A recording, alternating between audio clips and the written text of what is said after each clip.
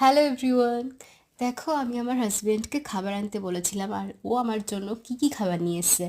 কারণ আমার না সন্ধে হলেই মুখটা ছোটো করে কিছু খাওয়ার জন্য, আর তখন কিছু না থাকলে আমার ভীষণ রাগ হয়। তারপরে স্নান করার পরে কার কার খেতে ইচ্ছে করে, মানে কিছু একটা যে না খেলে ভালো লাগে না। আমারও এরকম একটা অবস্থা যে স্নান করে উঠে আমাকে কিছু খেতেই হবে, সে যাই হোক না কেন। টুকটাক গালে না দিলে আমার ভালো লাগে না, কারণ আমাদের একটু ভাত খেতে দেরি হয়।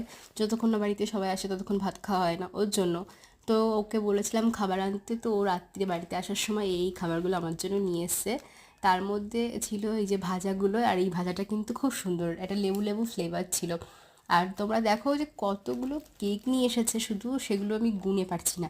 এত কেক কে খাবে আমি তো জানি না, কারণ ওই প্রত্যেকটা কেকে ডিম দেওয়া, আর আমি এখন ডিম খাচ্ছি না, যার জন্য ওই একটা কেকও আমি খেতে পারবো না। তাই আমি একটা কেকও খেতে পারিনি, আমার কাছে ছিল শুধু খাওয়ার মতো ভাজাগুলো।